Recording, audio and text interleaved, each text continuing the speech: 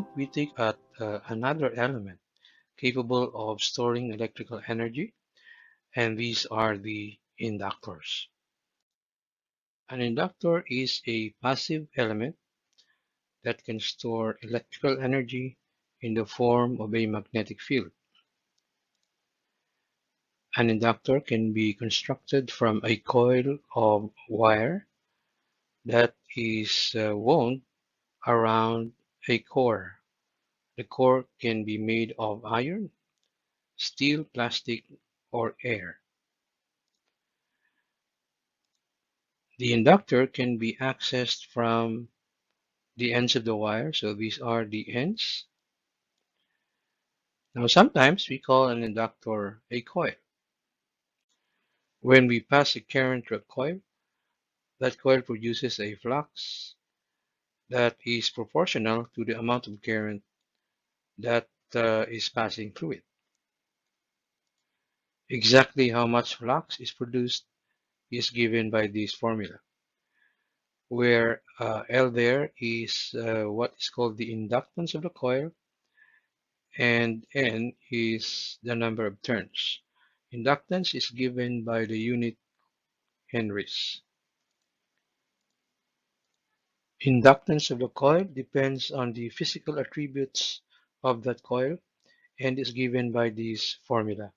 So it is proportional to the square of the number of turns, the cross-sectional area of the coil, so this is the cross-sectional area, the length of the coil, so this is the length here, and the permeability of the environment where the flux exists. These are the symbols of an inductor. So here we have an inductor that has no core, or the core is simply air. Here we have an inductor that has an iron core, and here we have an iron core, and at the same time we can vary the inductance of that inductor. If the current is increasing, the voltage across an inductor is plus facing the current that flows through it, while if the current is decreasing, the negative sign of the voltage across the inductor is facing the current. These are actual pictures of inductors.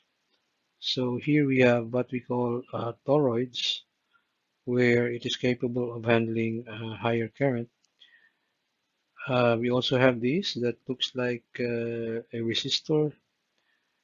Now these inductors are fixed inductors, so meaning the inductance cannot be varied, while here these are inductors that we can vary the inductance.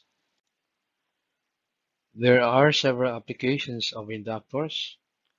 The power supplies found in our appliances and even in our gadgets, they use inductors. Transformers that change voltage levels also use inductors.